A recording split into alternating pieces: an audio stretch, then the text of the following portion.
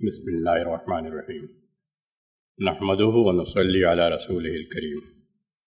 اساتذہ میں تحریکی کام، امکانات اور تقاضے۔ اساتذہ کی سماج میں غیر معمولی اہمیت ایک مسلم امر ہے۔ تاریخ کا مطالعہ یہ بتاتا ہے کہ تقریباً ہر انقلاب کا ہراول دستہ اساتذہ ہی ہوتے ہیں، اس لیے بجا طور پر انہیں معمار قوم بھی کہا جاتا ہے۔ قوموں کے عروج و زوال میں اساتذہ ایک فیصلہ کن کردار ادا کرتے ہیں۔ تحریک اسلامی ہند بھی ایک کلی انقلاب کی داعی ہے، اس لیے اساتذہ برادری کو نہ نظر انداز کیا جا سکتا ہے اور نہ ہی ان کی اہمیت کو گھٹایا جا سکتا ہے۔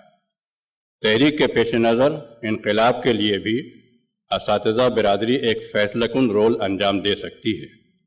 اس لیے اس بات کی ضرورت محسوس کی گئی کہ تحریک اساتذہ میں اپنے نفوذ کو بڑھانے کے لیے ایک جامع اور منصوبہ بند حکمت عملی تیار کرے۔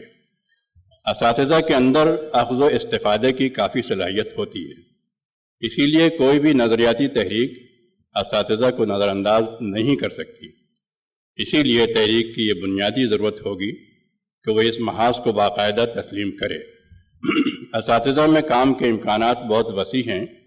ضرورت اس بات کی محسوس ہوتی ہے کہ ہم ہر سطح پر اساتذہ کا باقاعدہ ڈاٹا تیار کریں اور اس کی روشنی میں مناسب لائحہ عمل بنا کر ان میں منظم انداز سے کام کیا جائے۔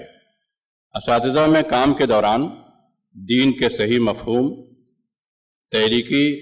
دین کے صحیح فہم، تحریکی شعور کے علاوہ اساتذہ کے علمی، فکری و فنی ارتقاء کے پروگرام بنائے جائیں، ساتھ ہی ان کے جائز مسائل کے حل کی کوششیں بھی کی جائیں۔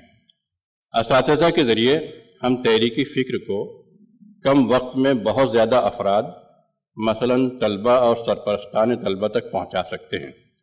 استاد کو یہ سہولت حاصل ہوتی ہے کہ سینکڑوں طلبہ بلا ناغہ اس کے ربط میں آتے ہیں، اور اگر ایک استاد یہ طے کر لے کہ وہ ان کے رویوں میں تبدیلی لائے گا تو وہ یہ کام بہت آسانی سے انجام دے سکتا ہے، بشرطے کہ اس کی فکر اور نظر ٹھیٹھ اسلامی ہو اور وہ مقصد زندگی کا شعور رکھتا ہو۔ موجودہ تعلیمی صورتحال کے پیش نظر بجا طور پر تحریک اسلامی ہی سے یہ توقع کی جا سکتی ہے کہ وہ اساتذہ کے ذریعے اس مادہ پرستی اور الحاد کے سیلاب کے آگے بند باندھ سکے۔ ارکان جماعت سے اس کام کی اہمیت کے پیش نظر یہ توقع کی جا سکتی ہے کہ وہ اپنی اجتماعی و انفرادی ملاقاتوں میں ترجیحاً اساتذہ سے ملاقات اور ذہن سازی کی کوشش کریں۔ تحریک کے تحت جاری اسکول اور اس کے اساتذہ ایک مینار نور کا کام انجام دے تاکہ اوروں کو ترغیب ہو سکے۔ ارکان جماعت جس تعلیمی ادارے میں مصروف کار ہوں وہی ان کا فطری لحاظ سے میدان کار قرار پاتا ہے، اور مقامی نظم انہیں وہیں پر مکمل طور پر تحریکی کاموں میں جھونک دے اور تنظیمی لحاظ سے انہیں اسی بات کا مسئول قرار دیا جائے۔ ان کے احتسابی فارم میں تعلیمی ادارے میں کارکردگی کا بطور خاص جائزہ لیا جائے۔ تحریکی اساتذہ کی ایک عملی دشواری یہ سامنے آئی کہ انہیں بیک وقت کئی محاذوں پر کام کرنا ہوتا ہے۔ قیت و رجال کے اس دور میں جماعت سے پھر بھی یہ توقع کی جا سکتی ہے کہ وہ اساتذہ کو ترجیحاً تعلیمی اداروں ہی میں کام کے لیے فارغ رکھے۔ جماعت اور اس کی ذیلی تنظیموں کے درمیان اساتذہ میں کام کے بارے میں اچھا تال میل ہونا چاہیے تاکہ ڈپلیکیشن آف ورک سے بچا جائے۔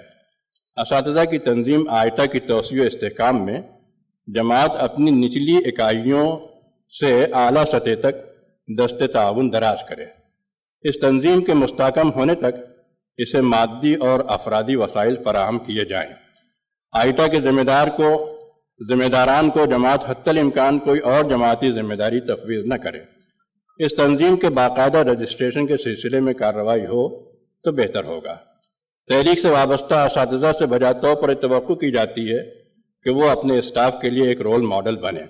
ان کا اخلاق و کردار، سماجی روابط اور ساتھی اساتذہ سے تعلقات اور سرپرستان طلبہ سے تعلقات مثالی درجے کے ہوں۔ تحریک سے متاثرہ تعلیمی اداروں کے علاوہ بھی دیگر اداروں کو بھی ہمیں نشانہ بنا کر اس طرح کام کرنا چاہیے کہ وہ ہمارے ہم خیال ہو جائیں۔ زندگی کی تمام معاملات کے ساتھ اسوہ حسنہ اس فریضے کی ادائیگی کے لیے ہمارے لیے رول ماڈل ہوگا۔